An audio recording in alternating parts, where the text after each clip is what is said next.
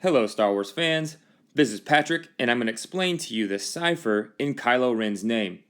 Now, because I'm making this video just a couple of weeks after The Force Awakens opens, I feel obligated to point out that it will contain spoilers, so be warned.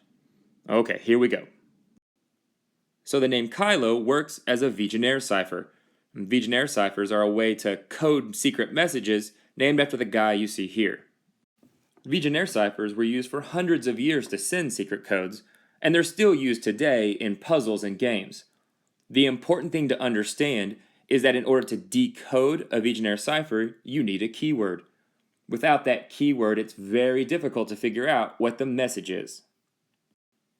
So in this case, our text to decode is Kylo.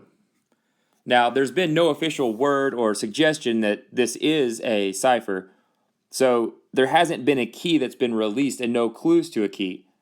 Well, so that means that if this is a Vigenère cipher, the key must be a very straightforward and obvious Star Wars word. And so in this case, the key that unlocks the secret message is Skywalker.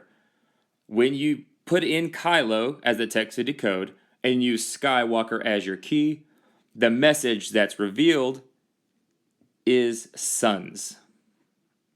Now, while this hasn't been officially confirmed in any way, the fact that these three words are related through a cipher in this way is pretty interesting, and especially now what we know about Kylo makes it a pretty cool little bit of information.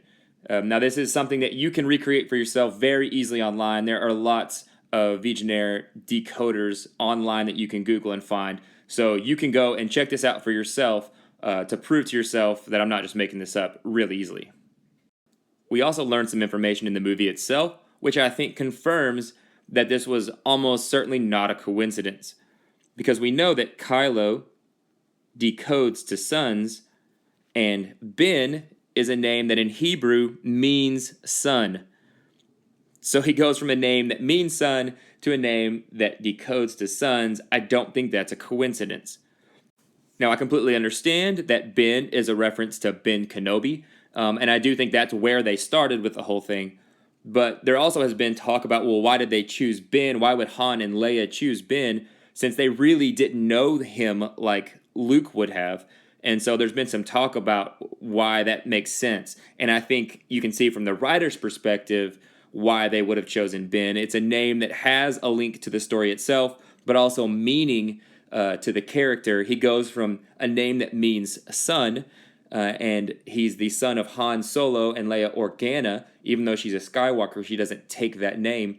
And he distances himself from those parents who don't embrace the Skywalker name to embrace what he views as the Skywalker legacy of his grandfather and Darth Vader, and taking on this new name which uses Skywalker as the key to decode to sons.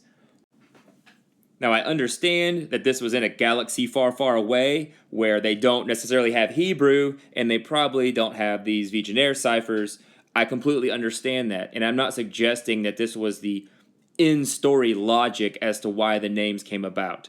I'm suggesting that this was used by the writers as a type of literary device where they're showing you something about the character through his name before and after this transition to the dark side.